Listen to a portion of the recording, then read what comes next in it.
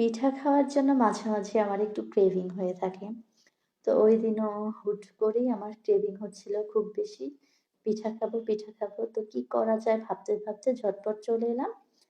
তো এখানে আমি ১ কাপের মতো লিকুইড মিল্ক, তারপর কিছু গুড় এড করে দিলাম, একটু লবণ, তারপর ১.৫ টেবিল চামচের মতো গুঁড়া দুধ এড করে দিলাম। তো এখন এখানে ১ টেবিল চামচের মতো এড করে দিচ্ছি চালের গুঁড়া। তো এখানে আমি আজকে ক্ষীর পাটিসাপটাটা তৈরি করব। তো আমি ১ম এ ক্ষীরটা রেডি করে নিলাম। তো এত বেশি ক্রেভিং হচ্ছিল যে মানে খাওয়া লাগবেই লাগবে। তো ঝটপট তৈরি করে নিচ্ছি।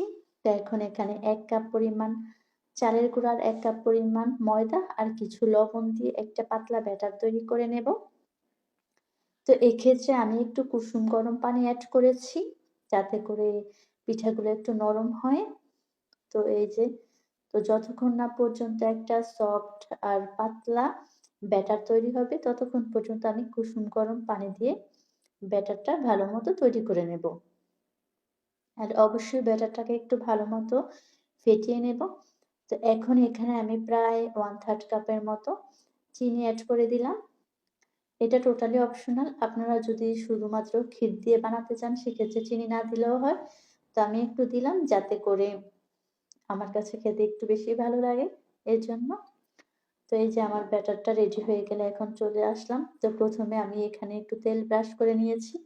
তো এই যে আমার একদম মিনি একটা ফ্রাই প্যান, খুবই ছোট। তো আমি অল্প পরিমাণেই বানাচ্ছি। তো ভাবলাম এটা দিয়েই করি। তো দেখুন না, কি সুন্দর একদম উল্টে যাচ্ছে। মানে আমার কোনো রকম কষ্ট হয়নি। মাশাআল্লাহ অনেক সুন্দরই হয়েছে পিঠাগুলো। তো এই যে দেখুন একটা বানিয়ে নিয়েছি। তো আমিও এর আগে আরো কয়েকটা বানিয়ে নিয়েছি। তো এখন আরো একটা বানিয়ে আপনাদেরকে দেখিয়ে দিচ্ছি। তো খেজুরের গুড় দিয়ে এভাবে ক্ষীরটা রেডি করলে না খেতে অনেক বেশি মজার হয়। তো এই যে আরো একটা পিঠা বানিয়ে নিচ্ছি। তো এখন আবারও যে ক্ষীরসাটা রেডি করে রেখেছিলাম সেখান থেকে একটু চামচের সাহায্যে দিয়ে দিলাম। তো এখন আরো একটা পিঠা হয়ে গেল আমার। দেখুন কতটা সুন্দর হয়েছে, খেতেও কিন্তু মজার ছিল। তো এই যে আমি এখানে সার্ভ করে নিয়েছি। মাত্র অল্প কয়টা পিঠা হয়েছে, খুব বেশি না। তো একটাকে একটু ভেঙে দেখিয়ে দিলাম। তো দেখতে যতটা সুন্দর হয়েছে খেতেও কিন্তু মাশাআল্লাহ অসাধারণ ছিল। তো আমার আজকের আয়োজন এ পর্যন্তই। ভালো লাগলে একটু লাইক, কমেন্ট, শেয়ার করে সাপোর্ট করবেন। আজকে এ পর্যন্ত। সবাই ভালো থাকবেন, সুস্থ থাকবেন। আল্লাহ হাফেজ।